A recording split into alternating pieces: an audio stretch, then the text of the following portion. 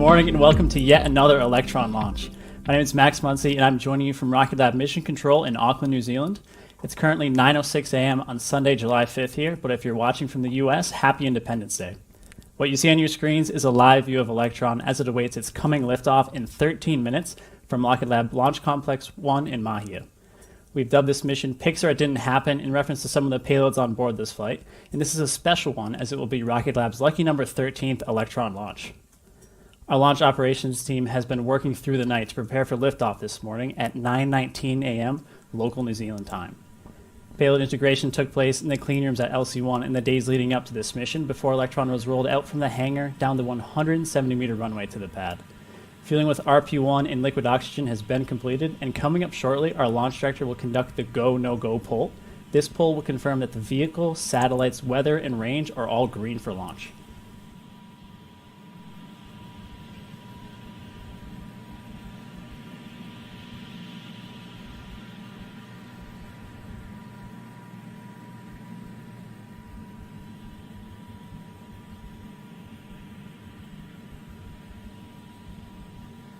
Okay, and all stations are currently proceeding with the go, no-go sequence.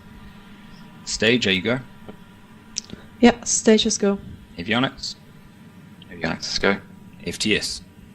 AFTS is go. GNC. GNC is go. BMS. BMS is go. Beacon. Beacon is go. RF. RF is go. T1. T1 is go. GC. Go. BLS. BLS is go. RSO. RSO is go. MET. MET is go. MM. MM is go. LD sub. LD subs go. And executive. Executive is go for launch. All stations LD on mission. Go, no-go sequence.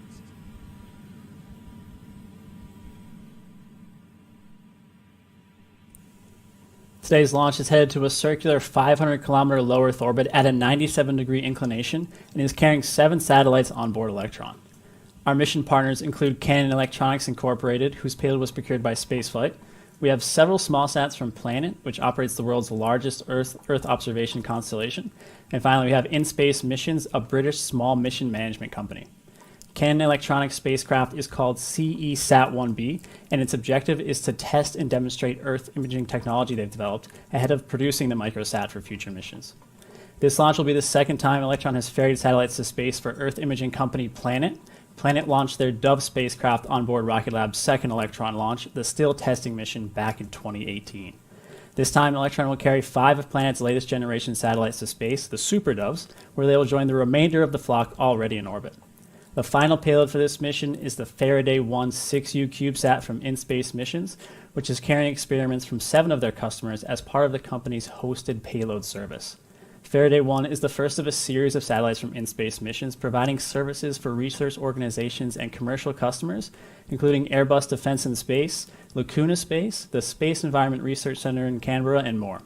These customers are testing a range of technology concepts from 360-degree optical video imaging to radio frequency spectrum monitoring. Each of these 7 payloads will be delivered to precise orbital insertions by Electron's third stage, which is called the kick stage, and that will fire its Curie propulsion system approximately 50 minutes into flight after separating from the second stage. Our broadcast will end just after separation of the kick stage, so we won't be showing payload deployment, but check in on Rocket Lab's social media channels for confirmation of deployment in about an hour's time. So here at Rocket Lab, we are no stranger to having a little bit of fun with our mission names, and we're continuing that tradition today. The name Pixar It Didn't Happen makes reference to the payloads on board, all of which are Earth imaging smallsats.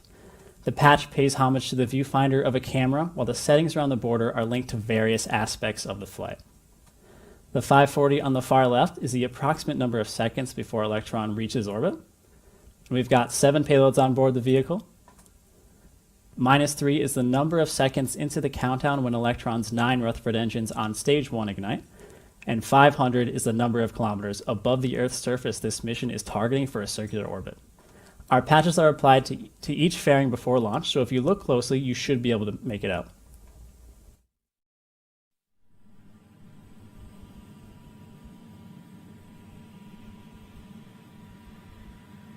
Stage 1 and Stage 2 high voltage Pump lips have passed and engines are ready.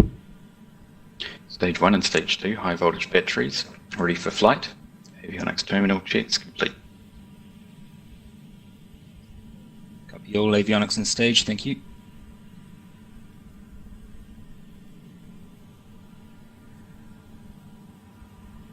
NGCLD on mission. All day. Yeah, please proceed with sequence 47 pad ready for launch. Sequence 47 in work.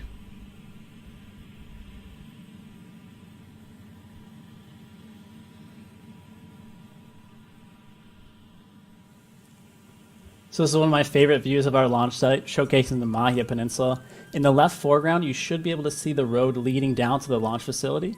In the background, you have Portland Island. This view is roughly 3 kilometers away from Electron, near Rocket Lab range control. Today's flight will be Electron's 13th overall launch and the second since COVID-19 restrictions were lifted in New Zealand. Flight 13 also marks our fastest turnaround time between launches, as it was only 3 weeks ago that Electron launched from this same pad at Launch Complex 1, carrying an educational smallsat for NASA, a technology demo for the University of New South Wales, and 3 payloads for the National Reconnaissance Office.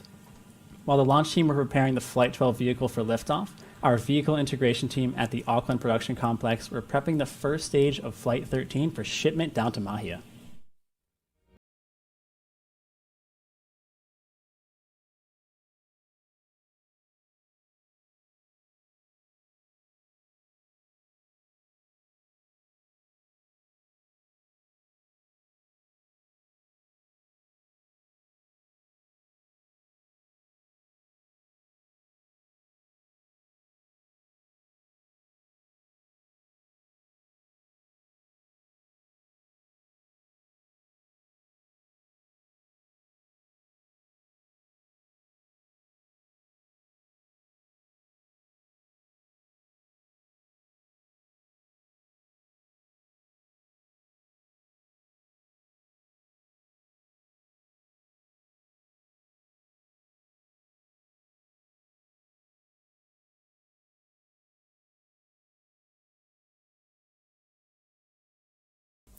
In recent years, we've been focusing heavily on building up rapid production and launch capabilities for our Electron rocket.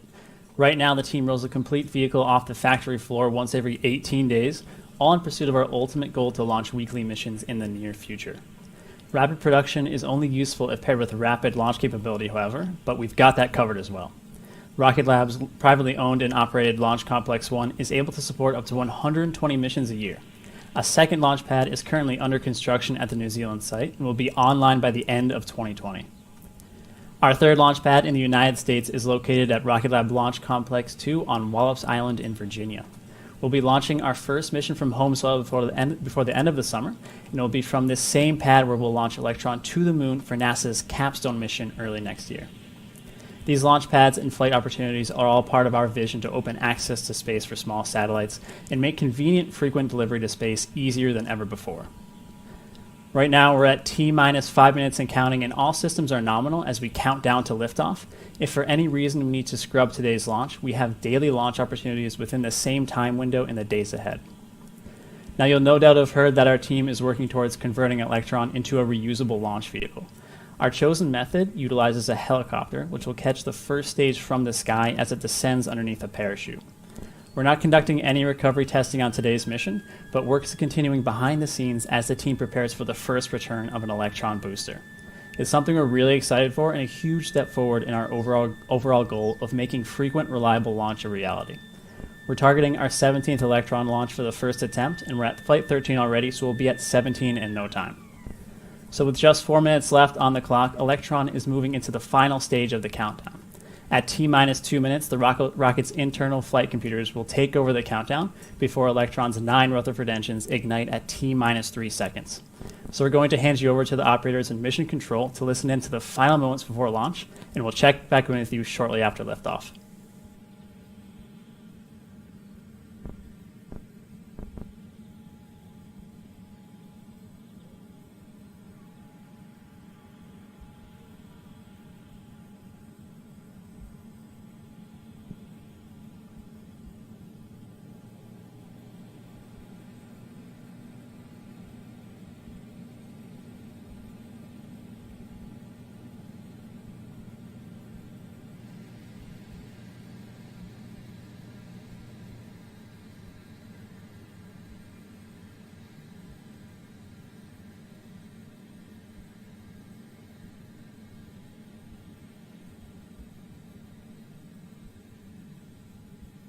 All stations, this is LD on mission.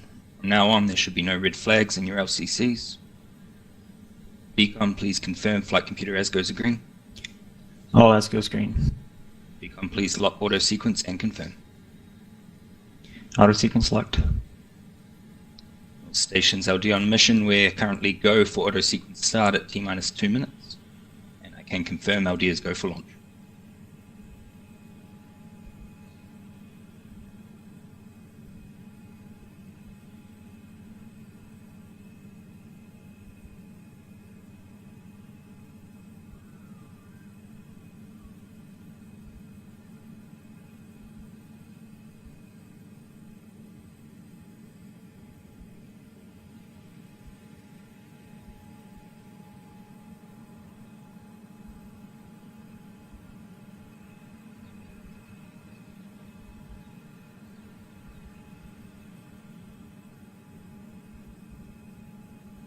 Vehicle is on internal power.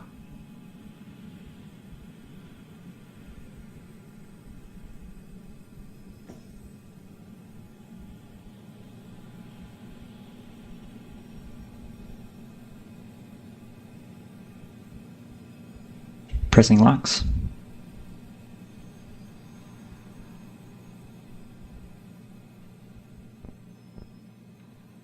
Lux load is complete. System is in recirculation.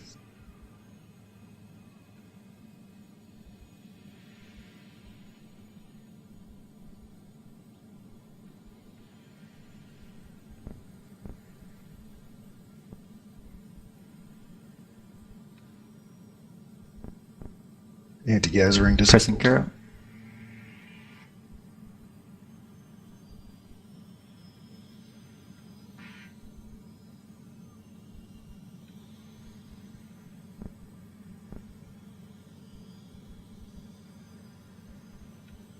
Stage 1 and Stage 2 are pressed.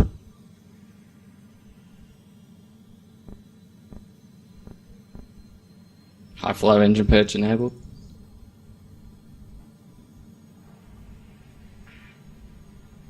Water deluge is active.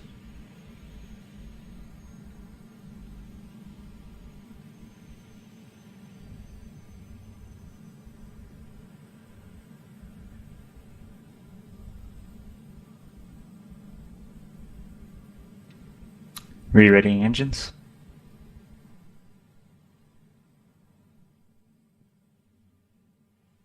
Ten, 9, 8, 7, 6, 5, 4, 3, 2, 1.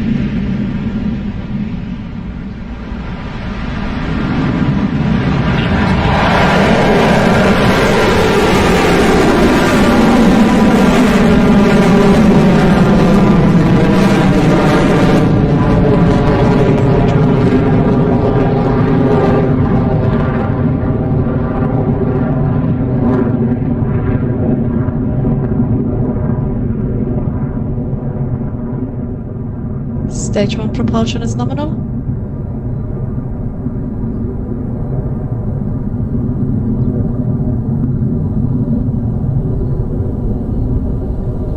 Discharge is nominal. We're at T plus 45 seconds into flight, and we've had a successful liftoff from Pad A at Launch Complex 1. Next up will be Max Q, which is the point when the rocket is under the maximum amount of aerodynamic stress during its ascent. Vehicle is supersonic. Approaching max Q.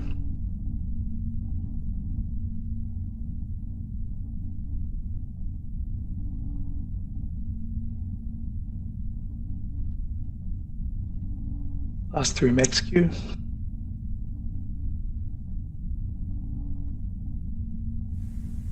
There's that call out from the team in Mission Control confirming Electron has passed through Max Q.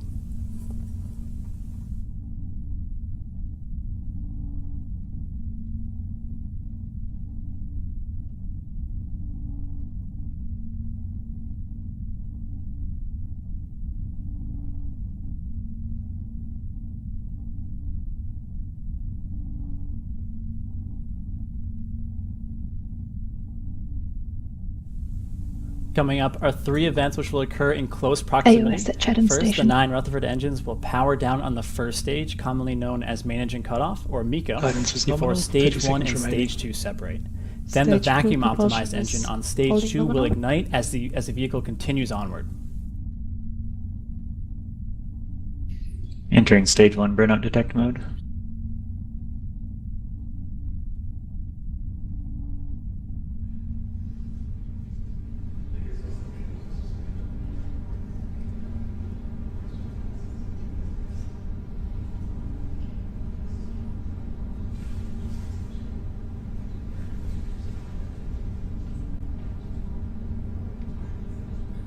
And MECO confirmed. Stage separation selected. Stage 2 mission.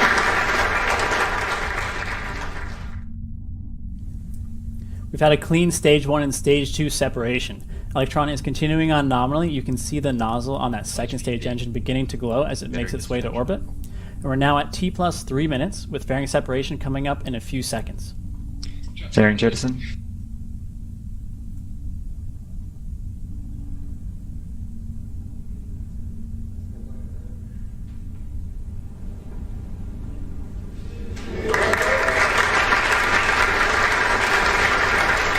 And there goes the fairing. You've just seen it flying away from the vehicle there. The payloads are now exposed, ready for deployment.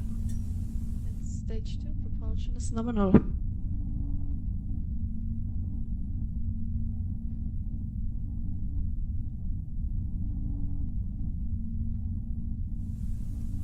As you can see, we're continuing to climb at 9,500 kilometers per hour, and Electron is currently at 140 kilometers altitude, and it's above the Earth on its way to orbit. And one of the perks of the job, we've got an incredible view of the Earth below us.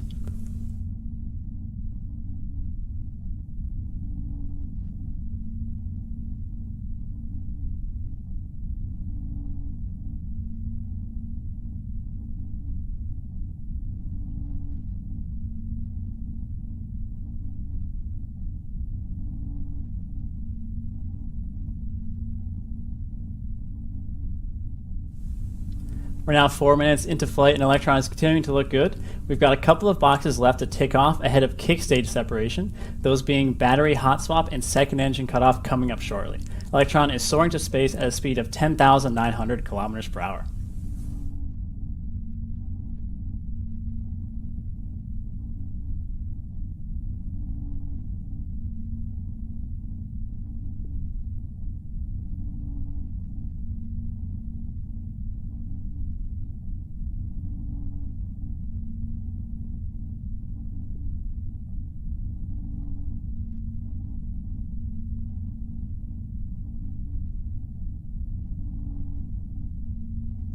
Stage 2 propulsion is nominal.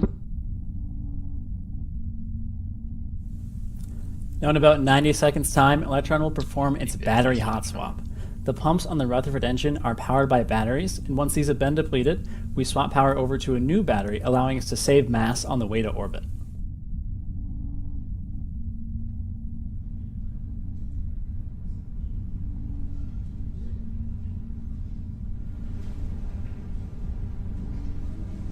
Guidance is nominal, 200 seconds remaining. Altitude is 190 kilometers and the speed is 3.8 kilometers per second. HV battery discharge nominal, approaching hot spot, roughly 30 seconds.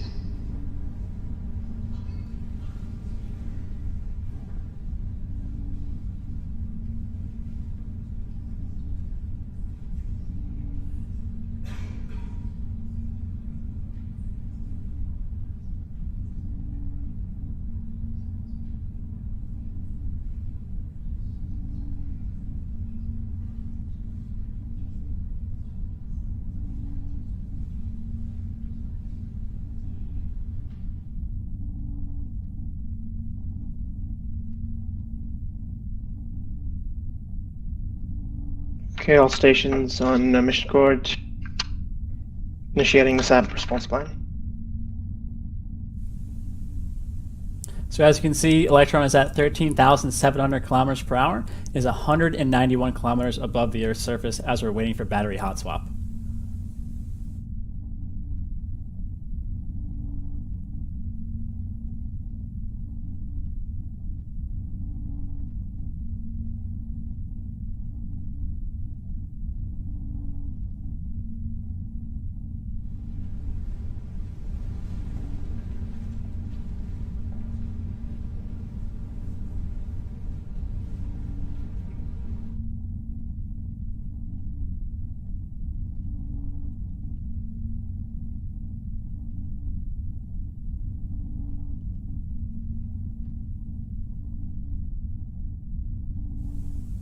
At this time, it looks like the signal for our video feed has become too weak to receive. However, we are still receiving good telemetry from Electron. So we're going to switch over to mission control and we'll provide updates throughout the rest of the mission.